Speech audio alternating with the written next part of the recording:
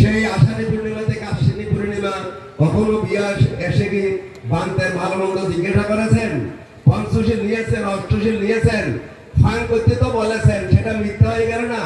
বান্তে যা লাগে আমাকে বলবেন, আর কোনদিন বিয়ের সাথে কোনো সম্পৃক্ত নাই। সেই দায়করা অন্নবৎ ঔষধ বাসস্থান দিয়ে থাকে, তারা কত পুণ্য লাভ করে, তারা সুখী হয়, সমৃদ্ধ হয়, ইহলোকে সুখী হয়, পরজগতে সুখী হয়। ফান করে তারা বর্ষবাস করার জন্য অনুমোদন দিয়েছেন, অনুমোদন নিয়েছেন। এখানে হয়তো দায়কদের পরিচালনাদের কিছু বিয়ার আছে, থাকলেও সেখানে দায়ক যদি সভাপতি হয় তাহলে ভিক্ষুর বিরুদ্ধে কোনো আন্দোলন চলবে না, সেখানে গিয়ে মাতবরি করতে পারবেন না, শিক্ষকতা করতে পারবেন না। আর কোনো বিয়ার যদি বান্তে সভাপতি হয় আপনার অসুবিধা কি? এটা সাইনের মালিক, আর কিছু নাই, কোনো টাকা পয়সা নাই, বেতন নাই, তবু আমি সভাপতি, কেশিয়ার, সেক্রেটারি, এত নামের প্রয়োজন কি জন্য? তারপর এখানে আমরা যদি পঞ্চমী প্রার্থনা করতে যদুকে দিন মধু গুসা, মধুকে দিয়ে যদু গুসা, সবার কাছে প্রার্থনা করি। অনেক কিছু হয়তো ভুল ভ্রান্তি থাকতে পারে। আর একটা আমাদের বাঙালি বৌদ্ধ নয়, মারমার একজন সন্তান, সুশিক্ষিত, সুন্দর, লম্বা চূড়া, বৌটি কত সুন্দর, সেরকম দুধের মতো একজন ভিক্ষু পেয়ে যদি সুন্দর থাকতে না পারেন, এক থাকতে না পারেন, তাহলে কখন থাকবেন? আমরা বলে তো অনেক কথা বলতাম, আমরা বলিও আপনাদের ওকে বুকে রাখতাম। এই ভিক্ষুটা যদি মনে কষ্ট পায়, বেদনা পায়, অন্যান্য বিহারের মতো ভিক্ষু আসে আর যায়, মধু পোকা মধু সংগ্রহের জন্য যায়, আবার আসে। ওই রবি ঠাকুরের ওলি একবার আসে, একবার যায়। তাই আপনারা একতায় আবদ্ধ হয়ে কঠিন শিব দান করে, সমস্ত পুণ্য কর্মে অংশগ্রহণ করে। বিকেল বেলা সভাপতি দিনমাকার মহাথের বিকেল বেলা যতক্ষণ সভা চলে আপনারা এখান থেকে উঠতে পারবেন না। গতকাল 8টা বাজে চট্টগ্রাম নন্দন কানন বৌদ্ধ বিহারে কঠিন শিবর শেষ, জানাকির ফটিকছড়ি 8টা বাজে কঠিন শিবর দান শেষ। বিহারে আসতে গৌতম গুণশ্রেষ্ঠ, বিনয় শ্রেষ্ঠ, বিনয় শ্রেষ্ঠ কঠিন শিবদান উৎসব উদযাপন করা হচ্ছে। এই অনুষ্ঠানে প্রথম পর্বে মাননীয় সভাপতি বাংলাদেশ সংগ্রাজ ভিক্ষু মহাসভা, সম্মানীয় ভারপ্রাপ্ত সভাপতি প্রিয়ানন্দ মহাদেব, অধ্যক্ষ মাইনি সুদর্শন দেব এবং আজকের এই পর্ব অনুষ্ঠানে উপস্থিত রয়েছেন বাংলাদেশ সংগ্রাজ ভিক্ষু মহামণ্ডলের সম্মানীয় সভাপতি চট্টগ্রাম অন্যের প্রতিষ্ঠাতা মাইনি গৌতম বিহার কমপ্লেক্সের অধ্যক্ষ নবরূপকার এবং আরও মানব কল্যাণমূলক অনেকগুলো প্রতিষ্ঠানের জন্য মানবতাবাদী অসাধারণ একজন বৌদ্ধ ভিক্ষু এই পর্বের আশীর্বাদ কম সন্দেহ, কম নদীর অনুষ্ঠানে উপস্থিত আছেন সঙ্গের সাধারণ সম্পাদক নিত্যানন্দ মাস্তরী, নিজামপুর পরগনা থেকে বিভিন্ন বিহার থেকে এসেছেন মাননীয় পূজনীয় উত্তর কর্মকর্ত ব্যক্তি সংঘ, সংগত উপাসক উপাসিকা সুরীমণ্ডল। সে কবে 2568 বছর আগে ভগবান বুদ্ধ মানব জাতির কল্যাণে উপকারের জন্য ধর্ম প্রচার করেছিলেন, প্রতিষ্ঠিত করেছিলেন। সে ধর্ম থেকে একটি সূত্র থেকে একটি বাণী শুরুতে আমি উচ্চারণ করেছিলাম। ওখানে বাংলা কথা হলো, কি কথা হলো? বাংলা কথা হলো গাওয়া স্বামী বাতাসা। যারা গৌরবনীয় ব্যক্তি, সম্মান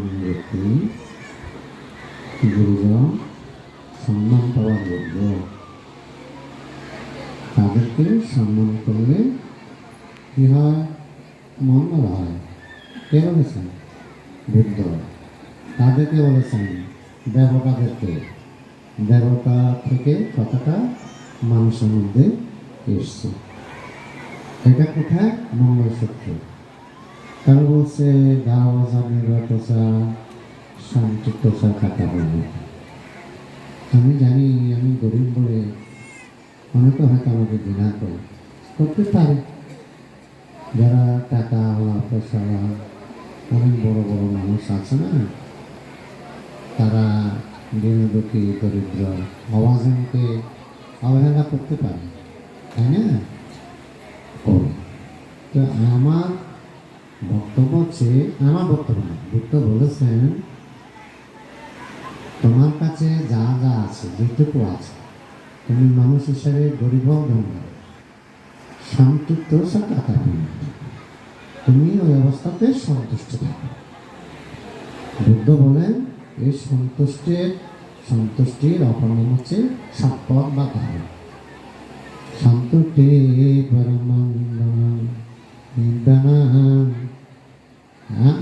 বললাম সন্তুষ্টি পরমানন্দম বিশ্বাস প্রণয়াতি নির্বাণম পরমাংশতম।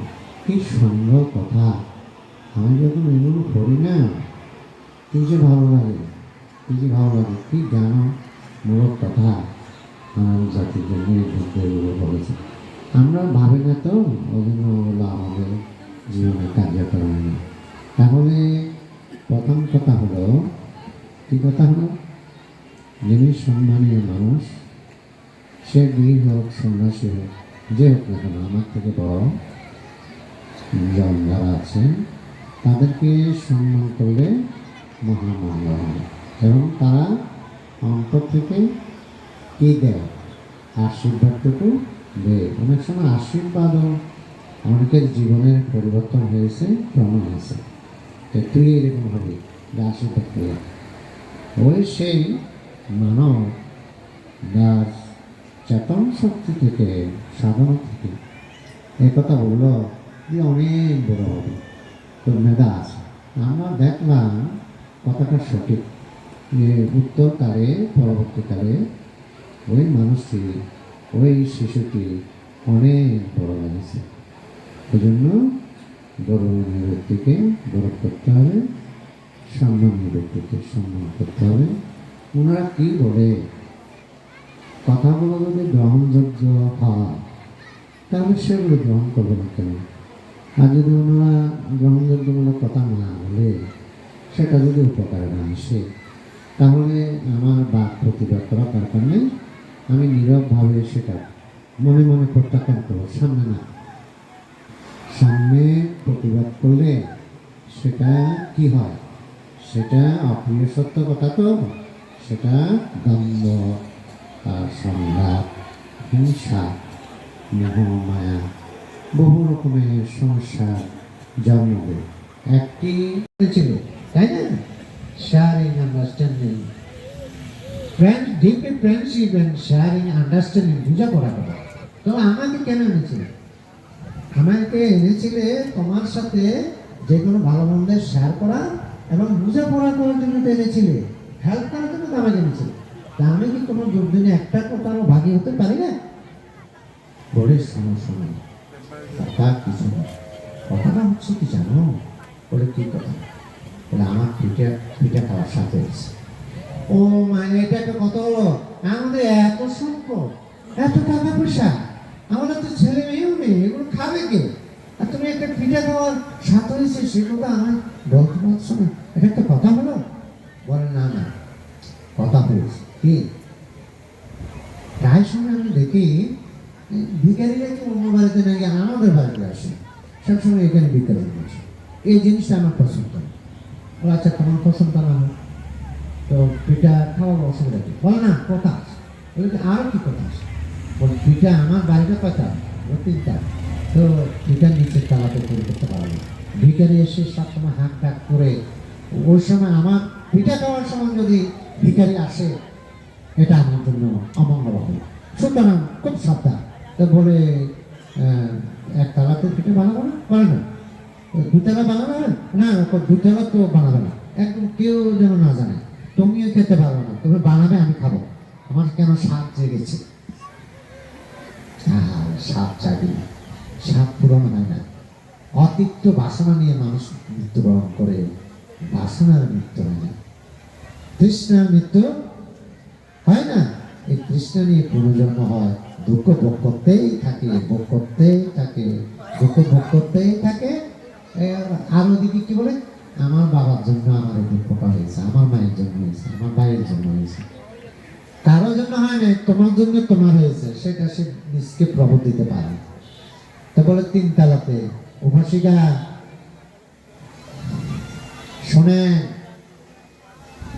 স্বামী পিঠা খাওয়াই স্ত্রী হতে পারবে না, বুঝছেন? তো মায়েরা তো স্যাক্রিফাইস করার ক্ষমতা একমাত্র মেয়েদের বেশি, মায়েদের বেশি। এই যে ছেলের জন্মগুলো, এই যে বাবাগুলো, এরা কি একদিন ছেলেগুলোকে কোলে নিয়ে দেশে দেশে ঘুরে বেরিয়েছে? কোনোদিন কি ভালো কথা তাদেরকে ডিসিপ্লিন বাবাগুলো শিখাইছে? আপনারা বলেন তো, একটাও শিখানো। হ্যাঁ, এরা এদের কাজে ছিল। এই ছেলেগুলোকে মেয়েগুলোকে মানুষ করতে হয়েছে ওই হতভাগিনী মাকে, তাই না? ঠিক না বেটি? ভুল বলছে নাকি? তো কি হলো, বলে 3 তলায় পিঠা বানাবে, দলা জানলা বন্ধ করে দেবে, যাতে কিছু আসতে না পারে, খোলাটা তাই হোক। পিঠার বন্ধ তৈরি করা হলো, পিঠা তৈরি করার জন্য যা যা দরকার প্রধান, তো ওখানে পিঠা তৈরি করবে, তৈরি করতেছে। এই সময় এই 3 তলা আমাদের ভগবান বুদ্ধের ধর্মদূত, এটাকে রাষ্ট্রীয় ভাষা বলা হয় অ্যাম্বাসাডার, হ্যাঁ রাষ্ট্রদূত মুদ্রায়ন মহারিদ্ধিমান শক্তিমান না, তিনি কি যেন কোনখানে বসে দেখলেন যে কাকে আজকে বুদ্ধের সাক্ষাৎ ঘটাবো, ওনার কাছে কাছে বুদ্ধের সামনে কাকে আজকে হাজির করে দেখলো যে ব্রাহ্মণী 3 তলার ভিতরে ওখানে পিঠা বানাচ্ছে, আর ব্রাহ্মণ বলছে সাবধান, কে যেন না আসে। ওরা দাঁড়া বন্ধ করে দিলাম, আবার সাবধান কে, সেখানে কেউ কে আসা আছে না, ওরা তারপর সাবধান, খবরদার। ও মা, কি হলো জানেন?